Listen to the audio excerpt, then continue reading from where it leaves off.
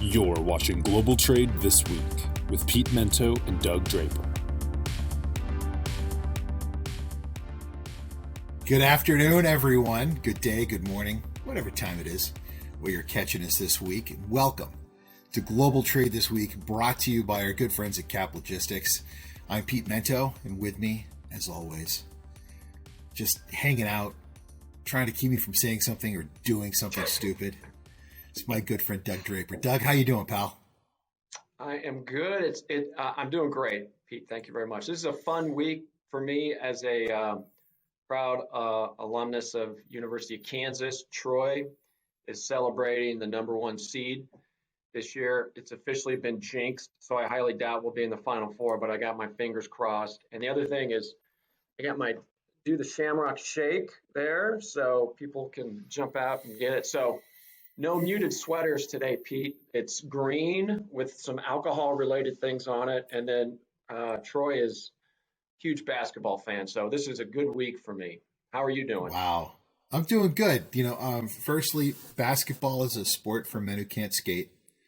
So I don't really follow the tournament. However, I've always wanted to go to Vegas for that first week. Because I don't know anything about basketball, and apparently if you're going to make some money betting on this thing, you should probably go for that first week when anything can happen. And secondly, and equally important, I give up drinking every year for Lent. So I have never actually legally, because I started doing this when I was 21, I've never had a drink on St. Patrick's Day. Wow, that is shocking, to be honest with you. I know. I've never legally consumed a drop of alcohol on St. Patrick's Day because since I was 21, I have not partaken in the spirit as part of my Lenten fast. So again, this year I'll be driving my drunk friends back from the celebrations, but I don't drink during. So I don't know what to tell you, man. It's a big deal out here. St. Patrick's Day is a big deal out in the Northeast, but I've never got. Now I will be scarfing down the corned beef and cabbage, that low carb happiness treat. I'm a big fan, so that will be happening. But yeah, man, nice, cool. Well, it'll be fun to hear the stories next week. It will, and probably the stories of just how much gas I had eating all that cabbage. But in any case, Doug, it is your turn to. You won the toss. You've elected to receive, and therefore it is you're the first topic this week. So hit us, buddy. Yeah. Well, food.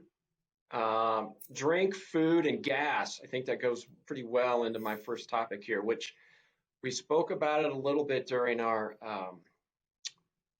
prediction show back in December, but I'm going to take this thing to the next level, and I'm going to predict and talk to you about why Grubhub, DoorDash, Postmates will not exist as we know them by the end of this year. And the reason I say that is that there's another example of continued acquisition and the transition of food delivery services, into other commodities beyond food.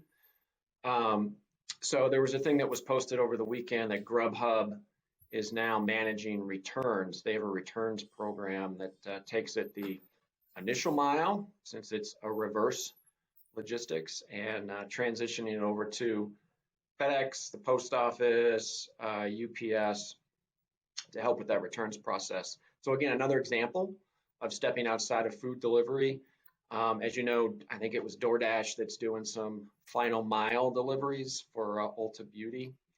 And there's always rumors about some of the bigger boys going in there to talk about acquisition, meaning Uber. I don't think UPS or FedEx will ever, do any acquisition like that. And no offense to the post office, but they certainly will not. But I think some of the ride-sharing services, Lyft, Uber may be interested. So I predicted that they will get out of food delivery and into other commodities. I'm now predicting that those companies will be acquired and morphed by the end of this year. But here's the problem, Pete, is you got Grubhub, delivering a pizza or a roast beef and cabbage sandwich.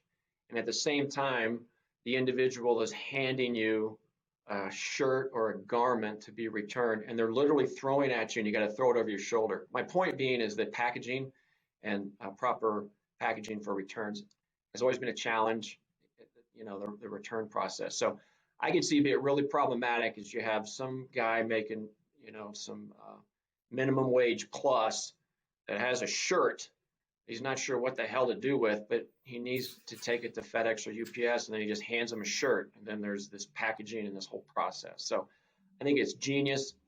I think the food service business will morph dramatically, but the returns are still just a little funky. So I'm interested to see how this progresses. Doug, I got to be brutally honest with you. When you first brought this up, I thought you were talking about food return. Like, hold on a second. I'm being serious. Like, hold on a second.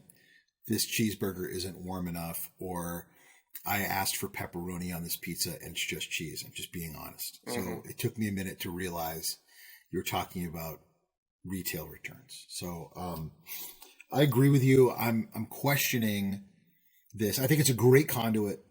It's a wonderful logistical model to get things back to people. I am still impressed with what Amazon has done with Whole Foods, where I show up at Whole Foods with whatever thingy was bought that was too big, too small, I didn't like, and I show them my phone. They go beep. They take whatever it is I don't want. They put it in a plastic bag. They close it up. They slap a label on it. They throw it in a box. And then, I go buy a $14 loaf of bread. So it just seems to be a great way to handle it, except for the part that Pete's got to get in his Jeep and drive down there. Mm-hmm. And what you're talking about eliminates that middle step, which Americans, we are such coddled little babies. We really want that middle step eliminated. And I think that we're going to find what you're talking about is a great first opportunity. These retailers are doing everything they can to give us return packaging by saying, please open here so that you don't rip what could become your return packaging. We don't tear things open like 5-year-olds on Christmas morning, but it'll probably start getting a little better and better depending on how that works out. But yeah, I see the writing on the wall, Doug, and I think you're right. Well, we'll see. That's the bold prediction. So what do you got on your first topic for today? Yeah, Dr. Doom's at it again. The realistic likelihood of some sort of counterpunch from bad Vlad Putin in Russia is just becoming more and more likely. We are, I think it's day 17, day 18. I think it's day 18. I don't know. I'm sure that Keenan will probably correct me of the invasion of Ukraine. The United States has effectively crippled economically the economy by using all sorts of financial weaponry to manage what's going on. We have just pummeled the Russian economy. And now we have to consider what sort of soft retribution can be done by the Russians. And one of the most likely soft retributions is going to be the use of cyber terror and the use of cyber attacks in order to get some type of counterpunch back at the U.S. I'm very, very concerned of what would happen if that were the case. First of all, it's going to be difficult to prove that it was done by a Russian government-backed organization. It's far too easy to have a rogue state or a rogue organization do it for them. Second of all, a crippling attack is relatively easy to identify. It's hard to do. What are we talking about? We're talking about just having the banking system and our ATMs not work. We're talking about Russia getting back at Visa, MasterCard, or American Express for what they've done over there. We're talking about going after public utility. We're talking about going after more of the freight forwarders and having their internal, you want to break American commerce, stop and destroy the ability for us to import and export. I'm just telling you, Doug, I keep ringing this bell. And when something big does happen, you see how cataclysmic it is to our economy. I am just expecting now Russian, counterattacks to our economy through the use of cyber. Mm-hmm. Yeah, I agree with you. Like you said, 17, 18 days in, I don't understand why that hasn't happened already. And I could also see when you shot this over this topic that why don't they cyber attack Ukraine and just cripple them to the point where, the whole point is to invade and take over. Just another blow. They're physically in there. manipulating and providing, or not providing, but you know, in their attacking and everything else. Why not throw some cyber in there just to kind of finish it off? So I think they already have, but yeah, I don't know, I don't think there's a lot left for them to attack. Most of the command and control from an IT standpoint has been broken down. A lot of what is being done from a cyber perspective now is being done through third parties. I mean, you can't say enough about what Elon Musk did by providing some cover for Wi-Fi. A lot of it's being done for the borderlands of other countries that are providing internet access. It's bad, buddy. It's bad. I don't want to bring everybody down this week by constantly I mean, my other topic has to do with Ukraine as well, but they've taken a page out of the Syrian and Chechen book, and they're just going to use old school weaponry to continue to pummel that country until there is nothing left to fight for. All right, I guess that's a transition. Not really sure about that, so we'll jump. Halftime. We will jump by halftime. Brought to you by our good friends at Cap Logistics. Yeah. So this is a not a word game, but you have to tell me or guess what I am describing when I provide numbers to you, Pete. So okay. The first number is 1997, 1997. The second number is 35. The next number, which is related to your home state, Pete, is 0.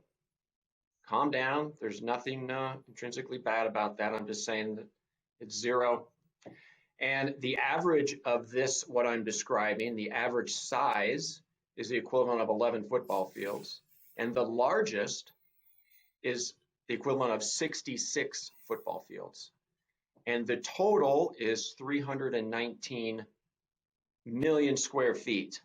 So maybe that's the one to tip it over. So do you have any idea what I am talking about when I give those statistics? I'm going to assume that it's a distribution warehouse for e-commerce. It is. It's the mother of all distribution DCs and systemic map, which is Amazon. So 1997 is the year the first DC popped up. California is the state with the most DCs, currently at 35 DCs in that state. Alaska, Hawaii, Maine, New Hampshire, and Vermont have 0. There is no Amazon distribution centers in those states. 800,000 square feet is the average size of the DC, and the largest one is, I think they said it was like 3.8 million out in Delaware. So big boys. And the total square footage across the country, 319 million square feet that Amazon represents. So it's just a quantifiable example of how massive their operation is. And it wouldn't surprise me if Amazon is one of those entities that decides to grab one of the final mile food delivery companies. So anyway, I saw those stats recently, and I thought it'd be kind of cool to share. I would love to know how many square feet the whole state of New Hampshire is, and compare the the size of all of those to my sad little pathetic state, frankly. That would be pretty funny. Does Amazon have more distribution centers square footage than the entire state of like Rhode Island or New Hampshire? That would be pretty funny. I bet Keenan could but moving on. One up. Yeah, Keenan could probably pull that up. Yeah. My halftime is kind of timely. For us in Massachusetts and in most of New England now, there are no mask mandates at work. You can wear them if you want. You don't have to wear them if you don't want to. And that is leading big corporations to say, hey, everybody, time to come back to work. It's time for you to come back in the office. And I'm sure you can guess, Doug, how well that's going over.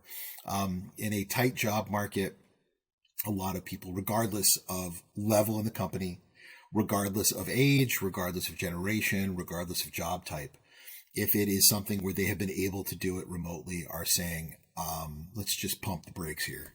Let's just take a beat. I'm not sure I'm down with that. Even in hybrid models where it's a day or 2 days or 3 days in the office, they're pushing back and they're saying, I have had no problems maintaining my ability to be efficient, my ability to have productivity where it needs to be. Why do I need to come back in? And we're beginning to see that pushback in states. Now we have a couple of months of data. People are leaving rather than returning to the office. I think we're going to see more of it, bud. Yeah. In the warehouse racket that I'm involved, Pete, well, first of all, I would absolutely agree with that. Unfortunately, you can't virtually ship a box, right? So the challenge that we're seeing is that, yeah, money's important, absolutely, but flexibility is what we're seeing with the folks that we're hiring to put in our warehouses and make sure those boxes are being shipped. So that goes along exactly what you're talking about, is the flexibility of schedule is one of the driving factors with getting a body in a box, aka warehouse, to move things. So I think you're right. I agree 100%. Yep. All right, man. What's the next topic? All right. I'm going to call this one the Cookie Monster effect, Pete. You know how I love to come up with slogans and names. The originator, Bopus. I was going to talk some Bopus today, but I decided against that. But this is the Cookie Monster effect. And I was at a cocktail party this weekend, and we're sitting around chit-chatting. You know how it goes. People you kind of barely know, maybe slightly interested in communicating and talking with them in the first place, and you're looking at your watch to see how early is too early to bail out of here. But it was funny. We were talking to, in our circle, a lawyer, a doctor, let's see, what was that guy? He was a rocket scientist. And I'm over here, and we did the round robin of what everybody did. And I said I was in supply chain and logistics. And that was the focus. I was the cool guy in the room, and everybody. I think the lawyer gave his dirty dishes to the rocket scientist and said, hey, go ahead and hold on this. And then he came over and started talking about supply chain logistics. So the point is, our industry is the focus of what's going on out there. We're the cool kids now, and it's pretty amazing. And that story was completely made up, by the way, Pete, but it focused my point primarily that I do have a social life, and even though that was a made-up story, I did attend a parade this weekend. But my point is the Cookie Monster effect, and you made mention of it, is that the consumption, and as long as the roaring 20s, even with all the chaos that's going on with the world, the economy, the consumption is still happening, the Cookie Monster effect. And if people think that there's going to be a moment in time or a regulatory fix or something benchmark that's happened, Chinese New Year's over, or this is going to happen by the end of the summer or whatever, forget it, right?